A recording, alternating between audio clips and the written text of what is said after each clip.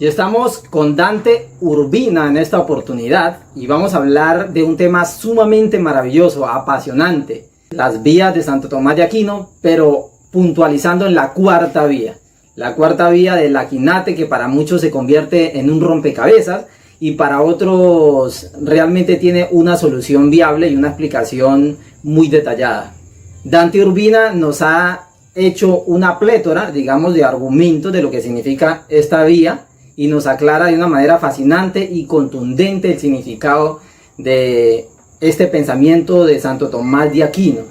Sería bueno contextualizarla para que las personas conozcan en detalle cuál es realmente la confusión que se ha presentado y cómo podemos salir de cada uno, digamos, de los laberintos que presenta esta vía, y que usted lo hace de una manera fascinante, querido Dante.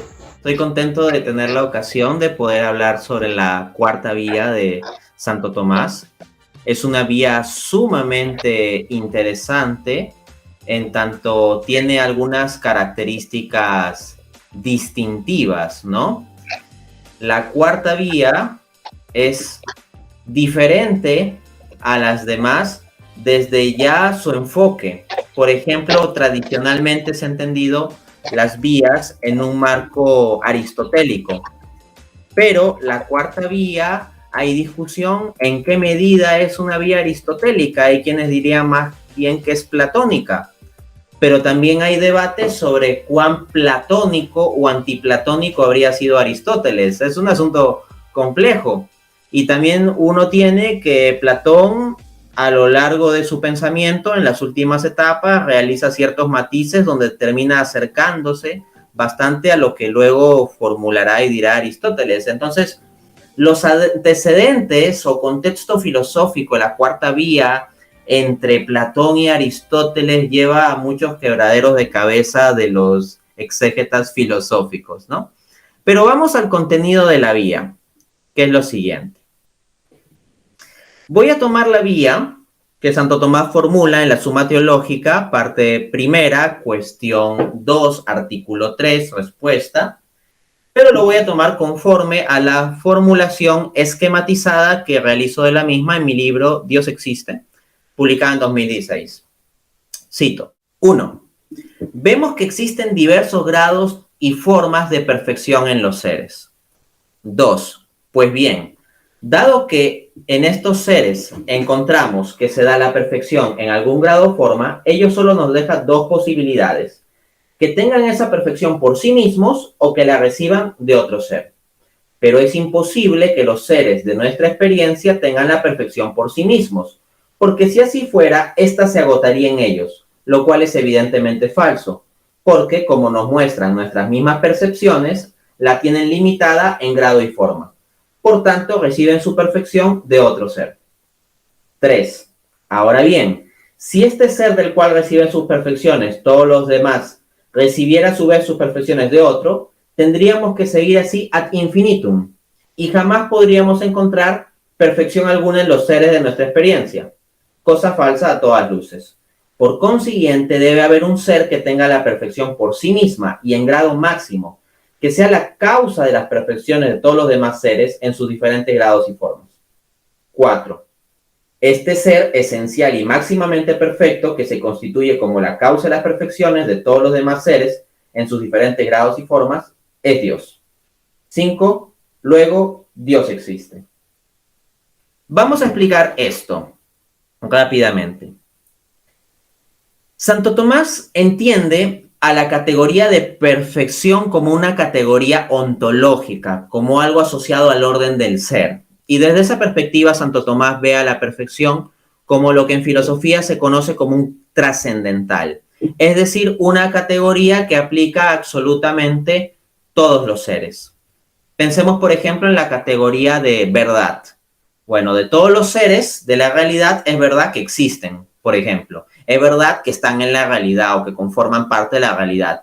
Es verdad que existen teniendo ciertas características, propiedades o atributos.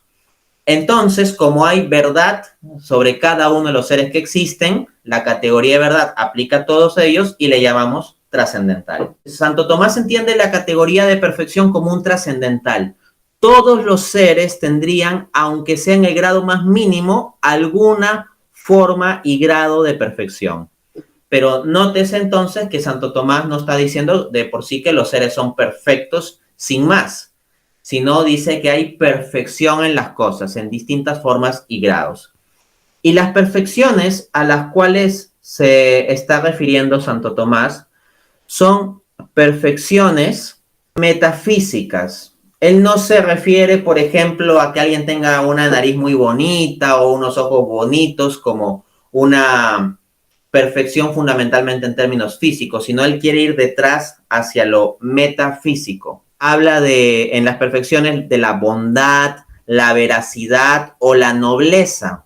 Y esto de la nobleza ontológica o dignidad ontológica es algo que muchas veces no se entiende, pero que hay que precisar en la escala de ser que asume Santo Tomás, una escala de ser que es bastante razonable, por cierto, que es que hay un algo en la planta que es más que la mera cosa como la piedra.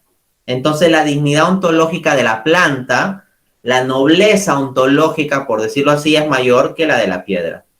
A su vez, en el animal hay un algo adicional a lo que vemos en la planta. De este modo, habría una nobleza ontológica mayor en el animal que en la planta. Y en el caso del ser humano, en tanto tiene alma racional o alma espiritual, se halla una perfección, una cualidad ontológica que es algo más que lo que vemos en los animales. Entonces vemos mayor perfección ontológica o nobleza ontológica o dignidad ontológica en el ser humano. Esa es la noción de la escala de ser.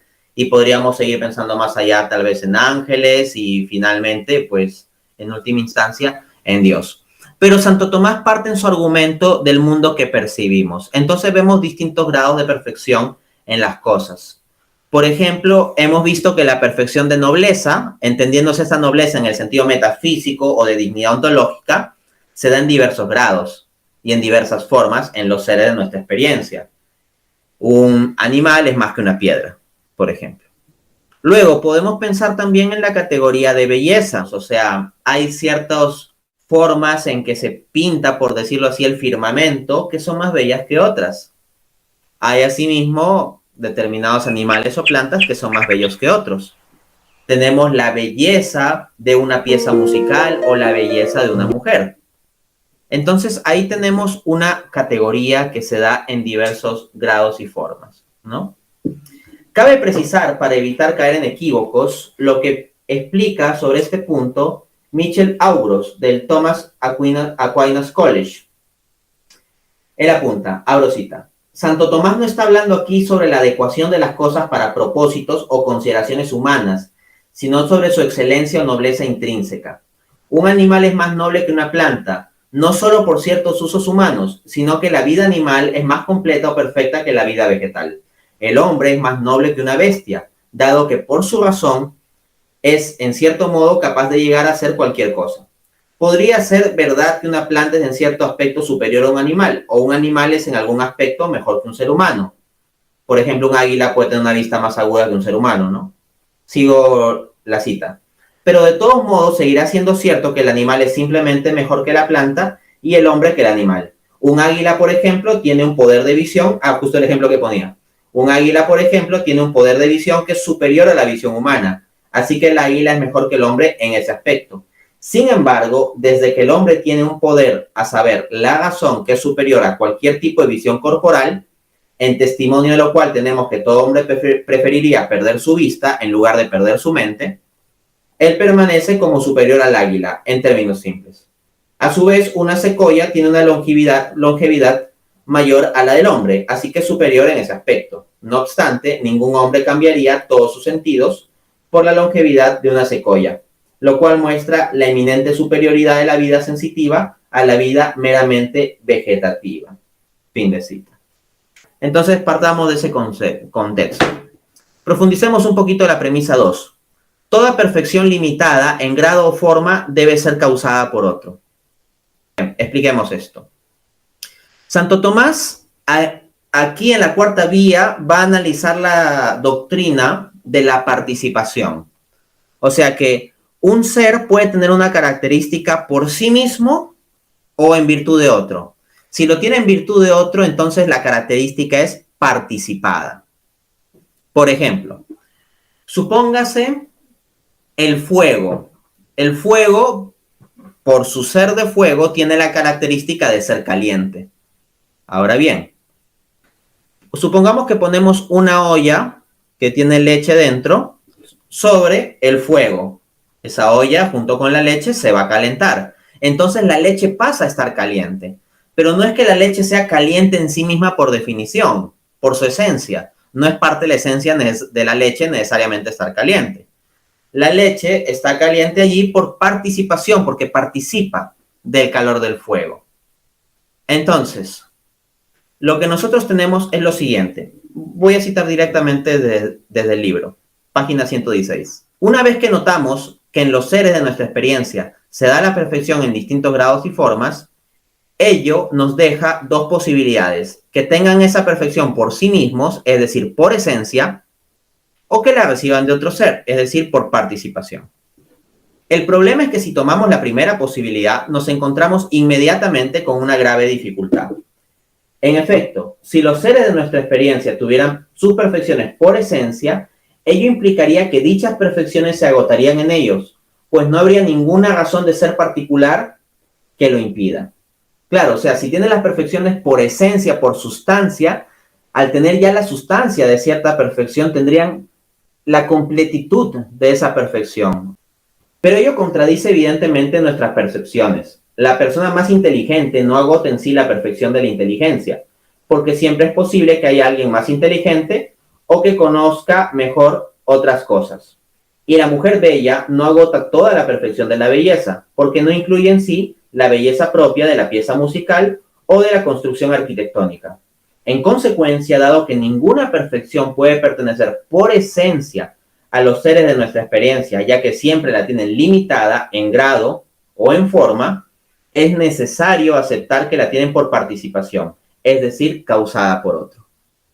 Entonces eso, ninguno de los seres de nuestra experiencia llega a agotar absolutamente una perfección. No vemos un ser que agote toda la perfección de nobleza o de dignidad ontológica. No vemos en nuestra experiencia un ser que agote toda la perfección de belleza tal que la tenga por esencia del todo. No vemos ningún ser que agote toda la perfección de veracidad, por ejemplo, o de bondad. Cuando digo que agote, me refiero a que la tenga así del todo, tal que no quede nada esencial de esa perfección que se halle fuera de ese ser, ¿no? Esto nos lleva al punto 3. No es posible una cadena infinita de transferencia de perfecciones. Por tanto, es necesario llegar a un ser esencial y máximamente perfecto. O sea, los seres, si reciben sus perfecciones por participación, están participando de algo. Ahora bien, si decimos que hay un ser A que recibe su perfección, cualquiera sea su perfección, por participación de un ser B, ese ser tiene dos posibilidades, el ser B: tener su perfección por esencia o por participación. Si la tiene por participación, la deberá participar o recibir de un ser C.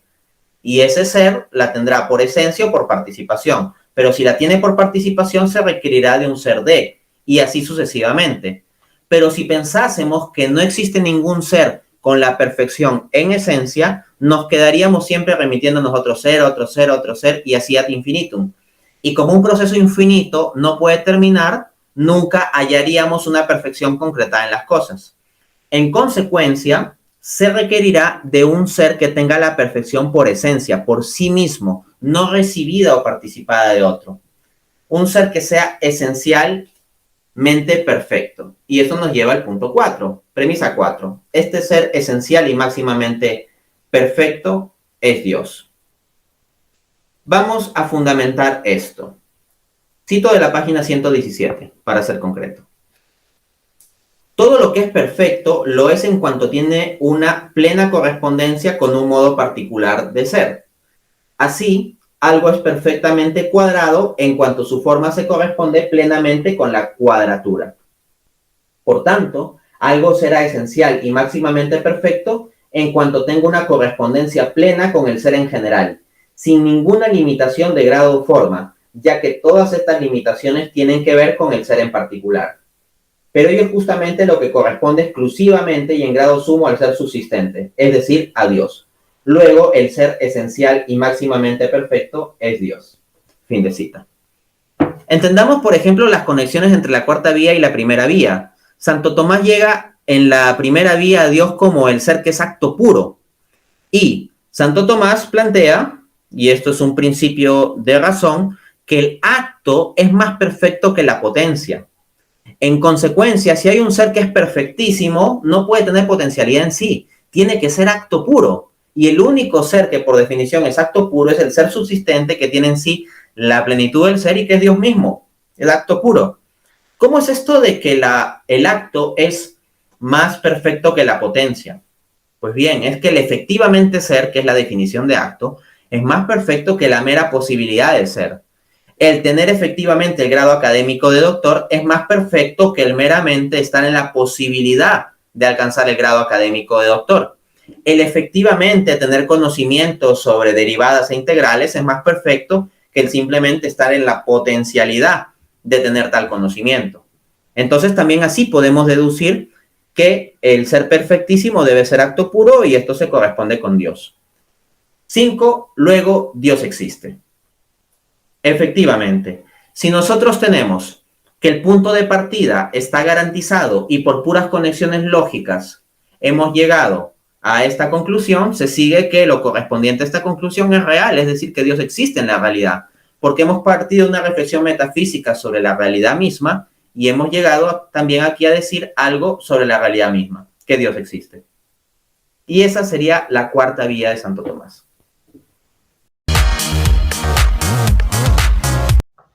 Excelente, Dante. Extraordinaria respuesta, concisa, precisa. Y hay que decir que usted es uno de los pensadores más importantes de nuestro tiempo. Le admiro muchísimo por todo el trabajo que está haciendo a través de su academia. Pero hay una pregunta, y voy a plantearlo así porque al pensador mágico le encanta no corchar a sus entrevistados, sino buscar una forma de ponerlo sobre la balanza para ver hacia dónde realmente usted se va, hacia la izquierda o hacia la derecha. Y tiene que ver necesariamente con Dios como un ser simple, porque si están los grados de perfección, ¿cómo es que se sigue de que Dios, siendo inmutable, pueda hacer una realidad móvil? Dios, siendo omnipresente, puede hacer una realidad presente, actual, y de alguna otra manera no dañar o no mover extrínsecamente su propia realidad ontológica. Nosotros entendemos que Dios es simple considerado en sí mismo. Es decir, Dios tomado en sí, ad intra, por decirlo así, en las fronteras, para decirlo con una analogía de lo que es Dios, es simple, entendiéndose simple en el sentido metafísico u ontológico, es decir, que Dios no está compuesto por partes. Porque lo compuesto por partes es contingente a sus partes, depende de sus partes. Y las partes de lo compuesto son lógicamente antecedentes al total compuesto. Entonces, un ser que es compuesto no tendría la plenitud de perfección. Porque, por ejemplo, de un ser que es compuesto, podrías pensar en sacarle alguna parte. Entonces, tienes un ser compuesto, digamos, de 5 partes, le quitas alguna de ellas y es el ser sin esa parte. Y ese ser sin esa parte ya no es plenamente perfecto. Pero el punto es que potencialmente ese ser, ya al ser divisible, potencialmente puede tener esa imperfección de que le quites esa parte. Existiendo, potencialmente es susceptible al menos de que pensemos en términos de que le falte alguna parte. Entonces, no parece ser propio de lo perfecto o de lo que es el acto puro el que esté compuesto por partes, que potencialmente sea divisible o que en acto mismo esté dividido. Por ejemplo, hay un principio metafísico que reza, el todo es más perfecto que sus partes. El punto es que si ya en Dios tenemos partes, significa que cada una de esas partes, considerada por separado de lo demás, no es la plenitud de la perfección, porque la plenitud de la perfección solo sería Dios. Pero ahí entramos a una dificultad de cómo la plenitud de la perfección se llega a construir a partir de cada una de las partes de las cuales ninguna de ellas es la plenitud de la perfección, ¿no? Entonces, eso comienza a introducir complejidad en Dios junto con potencial de eficiencia, como mínimo. Dicho eso, entonces, Dios puede tener diversidad, no en su ser ad intra, pero sí en sus efectos ad extra, los efectos fuera de Dios. En tanto, Dios es subsistente por sí mismo. Dios tiene sus perfecciones plenas, sea que Él las comunique o no las comunique. O sea, la perfección de Dios no se da porque con el acto creador o por algo las criaturas se le añada algo que Él no tiene. Dios, por definición, ya tiene la plenitud del ser. El que haya o no haya creación, por lo tanto, no implica un añadido ontológico a Dios. Que haya o no haya creación implica un añadido ontológico para lo creado, pero no para Dios mismo. Lo que hace Dios es simplemente transmitir su perfección por un acto libre de su voluntad. Él puede desear transmitir ad extra su perfección en distintos grados y forma. Ahora, ¿significa esto variación en Dios? Pensemos lo siguiente. Un profesor puede tener cierto conocimiento, digamos, sobre las operaciones matemáticas con derivadas. Ya. Un profesor universitario lo transmite a los alumnos. Ahora bien, ¿ese profesor ha tenido un cambio en su conocimiento mismo sobre derivadas? No, simplemente está transmitiendo aquello que ya sabe. Incluso puede tener un conocimiento gigantesco sobre derivadas, pero no lo transmite todo a los alumnos en ese instante, sino lo que hace es transmitir una parte de ese conocimiento. Ahora bien, del hecho de que él transmita una parte de ese conocimiento, se sigue que ha habido alguna variación respecto de su conocimiento considerado en sí mismo. No, él tiene el conocimiento del conjunto de las reglas o propiedades en torno a las derivadas matemáticas y esto se mantiene. Entonces, cuando Dios comunica su ser en diversos grados y formas a lo creado, cuando se observan diversos grados de perfección, esto no genera una variación intrínseca en el ser de Dios, ¿no? Dicho esto, se podría decir, ya, pero el acto volitivo de si crea o no crea, ¿eso no generaría una variación? En primer lugar, hay que entender que en el teísmo clásico Dios es atemporal. Siendo atemporal, no es que Dios tenga un antes en donde todavía no decide crear y un después en que ya decide crear. No, la decisión de crear es simultánea a la existencia atemporal de Dios. No pasa de un antes a un después. Uno dirá, oye, pero la creación sí pasa de un antes a un después, en tanto en la creación transcurre el tiempo. Ok, pero el tiempo transcurre para la creación, no para Dios. Dios, en su acto puro eterno, puede elegir que haya ad extra, o sea, fuera de él, por decirlo así, una creación que vaya variando temporalmente. Luego, el hecho de querer o no querer que haya una creación tampoco es que añade alguna perfección ontológica en Dios, porque no hay nada de lo creado que implique alguna perfección adicional que Dios no tenga ya de por sí. En consecuencia, no hay ninguna variación en las características intrínsecas de Dios por crear. De lo que se puede hablar es de variaciones ad extra o de características extrínsecas, pero esto no contradice la simplicidad divina. La simplicidad divina lo que dice es que Dios no tendría composición intrínseca en su ser. Excelente, y es aquí donde la entrevista se pone cada vez más candente y toma el rumbo que se quiere. Porque lo que identificamos esencialmente en Dios no se sigue necesariamente de su naturaleza. Entonces podríamos decir que el acto creativo, el acto intencional de Dios, trajo algo nuevo a la existencia. Que Dios, desde luego, en su omnisciencia, en su ciencia eterna, lo sabía desde siempre. Muchas personas creen, equivocadamente, de que los grados de perfección que encontramos y distinguimos en el mundo, en los seres, están en Dios de una manera inconmensurable. ¿Cómo podríamos entender este carácter diferenciador, Dante? Sí, es un buen punto. Hay que rechazar muy fuertemente el univocismo ontológico. Dicho en términos sencillos, el univocismo ontológico consiste en meter a las criaturas y a Dios en el mismo saco, en el mismo esquema. Es decir, las criaturas tienen cierto grado limitado de perfección y Dios tiene esas perfecciones de forma ilimitada. Entonces es como que Dios fuera un ser que tiene esas características al máximo grado y punto. De hecho, los teístas neoclásicos muchas veces formulan argumentos entendiendo a Dios como el ser máximamente grande, con el máximo de perfecciones. Pero si nosotros lo hacemos bajo el univocismo ontológico, en donde ponemos a Dios en el mismo esquema de cosas que las criaturas, si las criaturas son pasibles, Dios también es pasible, las criaturas son temporales, Dios también es temporal, las criaturas no son inmutables, Dios tampoco será inmutable. Si vamos a ese tipo de paralelos, uno, que terminamos disminuyendo la perfección ontológica misma de Dios, y en segunda instancia, que terminamos haciendo a Dios una especie de supercriatura en sus características, o sea, una hiper mega recontra super criatura, pero ya no se trata de algo distinto en un plano ontológico con una diferencia pues marcada respecto a lo creado. Entonces, nosotros decimos que el ser perfectísimo de Dios no es solo lo mismo que las criaturas, pero en máximo grado. No, sino que la forma en que Dios tiene esas perfecciones también es radicalmente diferente. Por ejemplo, nosotros tenemos la perfección de la inteligencia. En mayor o menor grado tenemos distintos niveles de inteligencia. Pero no vamos a pensar que Dios es como un Dante o como un Blas hiper inteligente y sin cuerpo. No.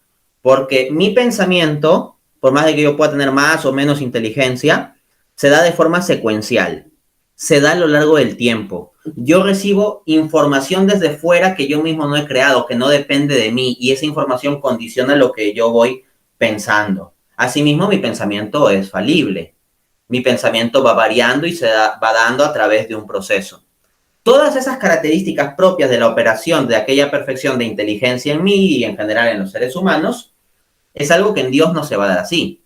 En Dios se da la perfección de la inteligencia, pero no se da a través de un proceso discursivo, sino que el conocimiento de Dios, como señala Santo Tomás, es simultáneo, o sea, se da todo en un solo acto de conocimiento. Y ahí ya hay otra diferencia, no tiene múltiples actos separados de pensamiento, sino un único acto donde abarca todas las cosas, de forma análoga a cuando alguien con una sola mirada hacia el espejo ve su cara en conjunto con su pelo, su barba, sus lentes, en mi caso, por ejemplo, y también aquello que está detrás. O sea, ve varias cosas en un solo acto de mirada, ¿no? Entonces, el pensar de Dios es de ese tipo, es atemporal, no es secuencial, sino simultáneo. Y Dios no depende de cosas externas, independientes de su ontología que le den conocimiento. Por ejemplo, a mí hay algo que me puede sorprender. Si, por ejemplo, pasa volando un ave que yo no conozco, a mí me sorprende y es una información que llega a mi mente, pero a Dios nada le sorprende. Porque en el caso de Dios, como Dios es el dueño del ser y sostiene todas las cosas en el ser, no hay algo externo a aquello que Él sostiene en el ser y que ya conoce sosteniéndolo en el ser, que le dé conocimiento. Entonces, nosotros recibimos el conocimiento desde el mundo externo de forma independiente a lo que sustentamos ontológicamente. Ontológicamente, pues yo a la justa sustento mi cuerpo y poco más que ello, ¿no? Yo no sustento, por ejemplo, la computadora que está frente a mí. Esta existe, pero yo no soy su sustento ontológico. En cambio, en el caso de Dios, sí. Entonces, vemos muchas diferencias en la forma en que Dios es perfecto y las criaturas son perfectas.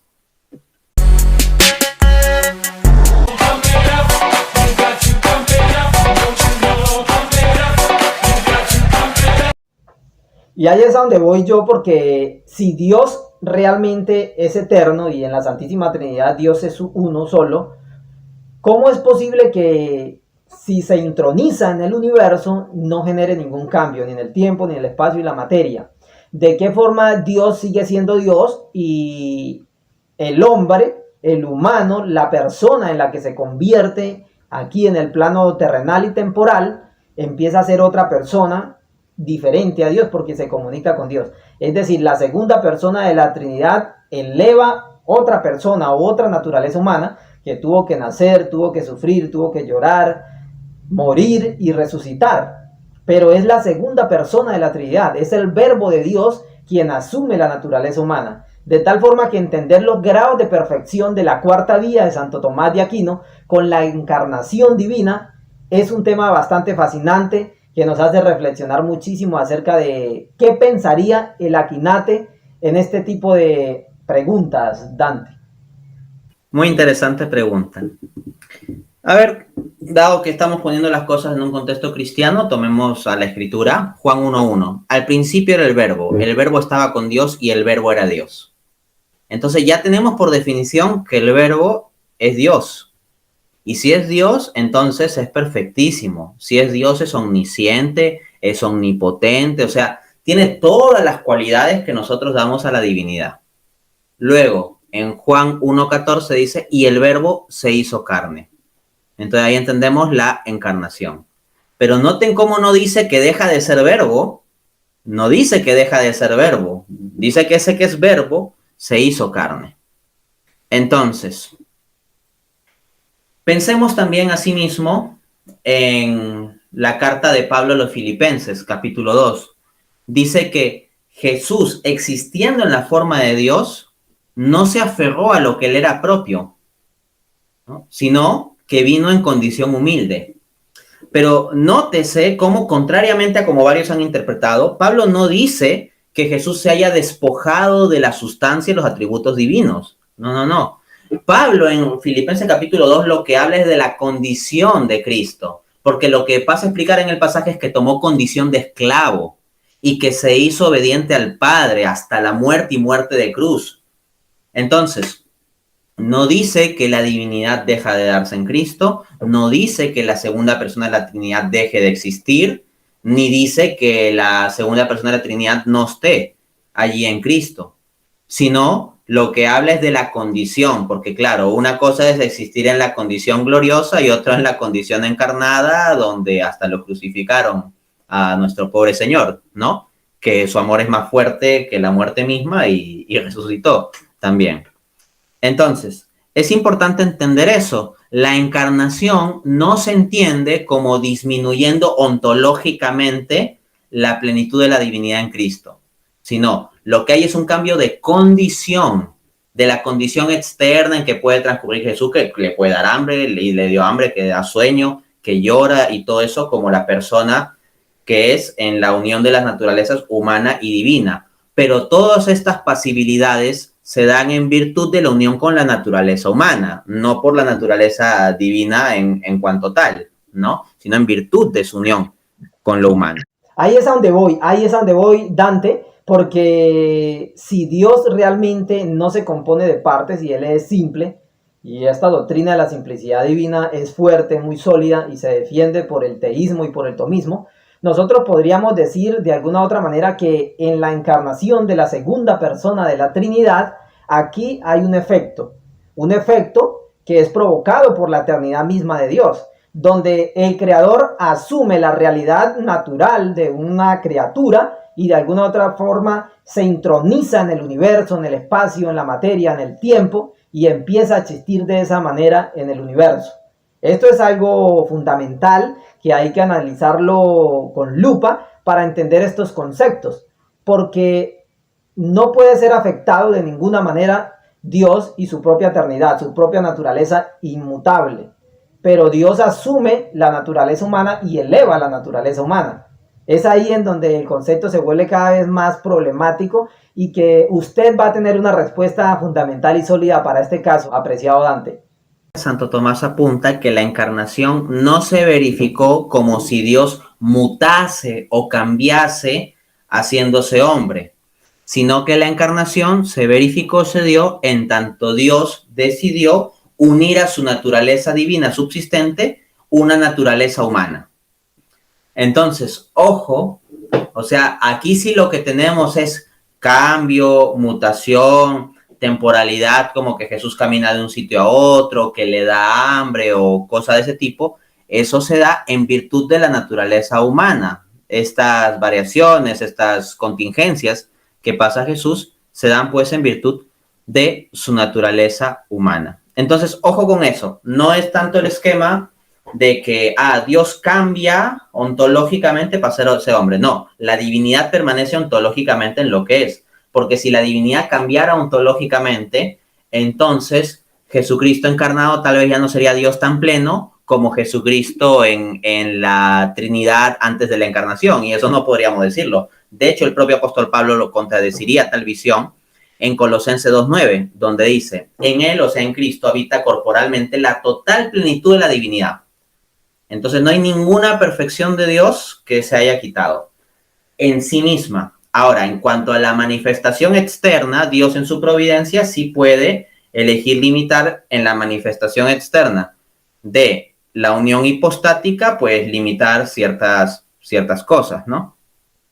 Dicho eso, entonces, lo que nosotros tenemos es que esta naturaleza humana que toma Cristo, pues sí, tiene ciertas limitaciones, pero son las limitaciones propias de la naturaleza humana que no rompen con la naturaleza divina. Por ponerlo con una cierta analogía, imagínese el mar, ya, y que en el mar yo trazo la forma de un cuadrado, así con mi dedo, así hago, dibujo un cuadrado así en el agua. Ok. ¿Se ha cambiado en algo la sustancia misma, el agua H2O? ¿O la grandeza del mar o la plenitud del mar? No, se da simplemente que en el conjunto del mar, dentro de la plenitud de ser que es el mar, se ha querido incluir un cuadrado ahí específico unido al mar, que yo he querido unir un cuadrado al mar. De forma análoga, Dios ha querido unir una naturaleza humana a su divinidad, aquella naturaleza gloriosa de Cristo. Ahora, imagínate que ese mar fuera un mar maravilloso que convierte en, no sé, angelical todo lo que toca. Entonces, si mi dedo toca eso, entonces lo que es elevado es mi dedo. No se rebaja el mar en sí mismo, sino lo que se eleva es mi dedo ahí haciendo el cuadrado. Siguiendo esta analogía, no es que se rebaje la divinidad de Cristo, sino lo que se eleva es la naturaleza humana. Interesante cómo termina Dante. No, no es que se rebaja la divinidad, sino que se eleva la naturaleza humana. Y a ese punto era donde yo quería que llegáramos, elevando la naturaleza humana, porque está asumiendo la plenitud de Dios corporalmente, o sea, en la humanidad. Es algo que es sumamente interesante. Inclusive vamos a tener un grado de privilegios mucho más allá de que nosotros podríamos imaginarnos, ¿no? Pero ya eso sería un tema de otro tinte. ¿Cuál sería el argumento más fuerte, Dante, contra la cuarta vía que usted reconoce actualmente? Básicamente, en contra de la cuarta vía, pues pensar como en un argumento fuerte, si por fuerte entendemos que sea muy difícil de resolver, no me viene rápidamente uno a la mente. Varios se basan en malentendidos de la vía. Pero lo que sí podría decir es que la discusión filosófica más compleja que está detrás de la cuarta vía es el llamado problema de los universales. Es decir, si hablamos de las perfecciones como categorías como una categoría que se va concretando en las cosas, es que la perfección es una categoría universal. Entonces eso nos lleva al dilema de los universales. Se da por un extremo la postura de los nominalistas, como William o Guillermo de Ockham. Guillermo de Ockham lo que decía es que las categorías universales no son más que nóminas, que nombres, que nosotros arbitrariamente con nuestra mente y lenguaje atribuimos a las cosas para agruparlas en ciertos conjuntos o categorías. Así, por ejemplo, no existiría una perreidad o perritud o perres. Hay varios términos que se han dado entre los tomistas que utilizamos ejemplos con perros para hablar de la esencia perruna. Ahí ya dije otro término. Hablemos de la perreidad, por lo pronto. Entonces, no habría una esencia misma de lo que sería el perro, sino únicamente lo que se daría serían perros concretos y en nuestra mente arbitrariamente nosotros asignaríamos el nombre perro. Desde esa perspectiva se podría cuestionar la cuarta vía diciendo lo único que existe son seres particulares que tienen distintas características físicas, por ejemplo, y punto. No hay nada así como una categoría metafísica trascendental de perfección que sea universal. Luego, en el otro extremo del debate sobre los universales, tenemos a los realistas que lo que plantearían en las versiones al menos idealistas más extremas es que lo único que en realidad existirían serían las ideas y que el mundo material que vemos, de lo cual parte la vía, o sea, de las perfecciones que observamos, no serían más que ilusiones o apariencias. La teoría de las ideas de Platón iría en esta línea. Para Platón, las verdaderas esencias de las cosas están en un mundo trascendente de las ideas, y nuestro mundo inmanente, en donde observamos las cosas, donde compramos, vendemos, tenemos mascotas, etcétera, simplemente sería un mundo de apariencias, no de realidad ontológica propia. Ese extremo me parece bastante contraintuitivo y problemático. Son poquísimos los filósofos contemporáneos que afirmarían algo así. Pero la postura del marco aristotélico tomista es lo que podemos llamar un realismo moderado, que va más o menos en un punto medio entre ambos extremos, entre ese realismo extremo y entre el nominalismo. El realismo moderado lo que plantea es que los universales sí existen, no son meros nombres arbitrarios que inventamos con nuestra mente, sino que realmente existen, pero no existen en un mundo trascendente las ideas separado de las cosas mismas, sino que los universales existen mutuamente implicados con las cosas mismas. Es decir, la pereidad no sería una especie de esencia trascendente por encima en un mundo de las ideas más allá de cada uno de los perros particulares de nuestra experiencia o del mundo en general. No, en la visión aristotélico-tomista, la categoría de perreidad, la esencia de lo que significa ser perro, existiría realmente en el conjunto de perros realmente existentes. Ahora bien, cada uno de los perros particulares sería una instanciación o una ejemplificación de tal sustancia, pero esta sustancia ciertamente existiría en los particulares. En otras palabras, la solución aristotélico-tomista al problema de los universales es que los universales y los particulares existen en una forma de implicación mutua. No es que veamos a los particulares como excluyendo la categoría objetivo universal, o a los universales como siendo reales en un mundo fuera de la existencia de los particulares, sino que los universales existen juntamente con los particulares en la realidad misma.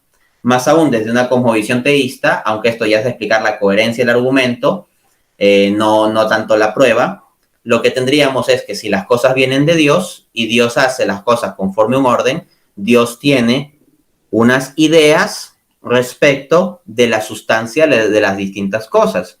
Y habrían entonces unas categorías universales que serían las ideas de Dios sobre las categorías de las cosas como perros, gatos, piedras, cortinas, seres humanos, etc. Mágico, extraordinario, Dante. ¿Cuál es el consejo que usted daría a aquellos que comienzan en el tomismo? Que se introduzcan en la metafísica de Santo Tomás. O sea, la cuarta vía es la más metafísica de todas. Y por lo tanto hay que entender el lenguaje y metafísica de Santo Tomás. Hay muchas personas que desdeñan la vía simplemente porque ven una página de internet que hacen alguna simplificación o se toma alguna frase de Santo Tomás fuera de su contexto y entonces quiere hacer parecer a la cuarta vía como ridícula, por poner un ejemplo. Richard Dawkins, el ateo más famoso del mundo, lamentablemente, tiene un libro que se llama God Delusion, ¿no? Que sería como la ilusión de Dios, y hace crítica a las vías tomistas, y la verdad que esas críticas dan vergüenza ajena. Por ejemplo, en concreto, criticando la cuarta vía, Dawkins dice: las cosas difieren en su grado de hediondez, o sea, de oler mal. Entonces, de esto se sigue, con la lógica de la cuarta vía, que debe haber un ser hediondísimo, que sea hediondo en grado sumo. Bueno, ese tipo de ridiculización de la cuarta vía no es más que una falacia ad ridiculum, que implica no entender lo más básico sobre la misma. Dawkins, al poner a la hediondez, al oler mal, como una perfección, ya muestra que no entiende la sustancia de la vía, porque la hediondez no es una categoría trascendental, y Santo Tomás está hablando de categorías trascendentales. Santo Tomás no se refiere primariamente a perfecciones físicas. Santo Tomás pone algún ejemplo con cosas físicas, y yo mismo también he puesto ejemplos con cosas físicas, pero eso bajo la doctrina tomista de la analogía es una ejemplificación de ciertas verdades metafísicas más amplias, porque si yo me quedo en el mero lenguaje metafísico, hay gente que tal vez no lo va a entender tan sencillo. Por eso se ponen ejemplos muchas veces físicos, porque eso el intelecto lo capta más directamente, como bien sabía el propio Santo Tomás. Entonces, Santo Tomás está hablando de perfecciones como la veracidad, la bondad, la nobleza ontológica, tal como señala en la formulación de la vía, y dice, y otras perfecciones de este tipo. O sea, ¿de qué tipo? De tipo metafísico. Y lo que Dawkins dice de la hediondez es una cosa física, pues, ¿no?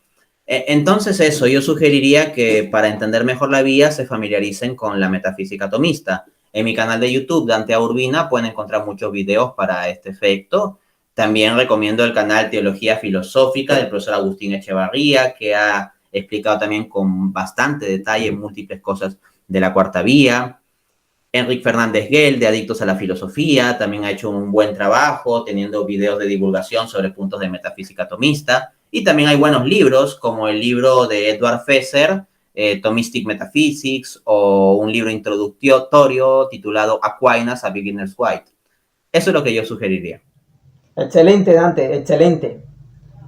Le admiro muchísimo, como también admiro a William Craig, un filósofo de la corriente analítica, y espero que en algún momento de nuestras historias ese debate entre Dante Urbina y William Craig se vaya a dar en algún momento, porque eso es como un Big Bang, de alguna u otra manera es la filosofía analítica y el teísmo clásico propiamente dicho, en donde se enfrentan pesos pesados. A mi consideración son dos de los personajes más equipados en filosofía, en teología y con argumentaciones bastante fuertes. Los respeto muchísimo y creo que sería un debate fascinante y con conclusiones bastante ricas, considerables para otros estudios y otras entrevistas. También le quería preguntar en qué anda Dante Urbina, próximos proyectos a publicar, qué hay bajo la manga. Algo que sea próximo, no. Tengo algunas ideas de defensa del tomismo frente a ciertas líneas de objeciones, pero todavía no he cuajado lo suficiente la idea como para hacer un lanzamiento oficial al respecto, ¿no? Por lo pronto, he de decir que en la medida en que surjan algunos ataques interesantes a visiones tomistas, pues de forma directa o indirecta, eventualmente estaré dando mis respuestas. Dante, muy agradecido por la entrevista, de verdad es algo muy fructífero y yo sé que las personas van a recibirla con mucho agrado, mi hermano. Muchas gracias. Yo la recibo con mucho agrado también. Han sido preguntas muy interesantes que han permitido pensar sobre varias cosas. Esa cuestión de la encarnación, por ejemplo, en relación a la cuarta vía, me pareció muy inteligente. Un gusto. Dale, un abrazo.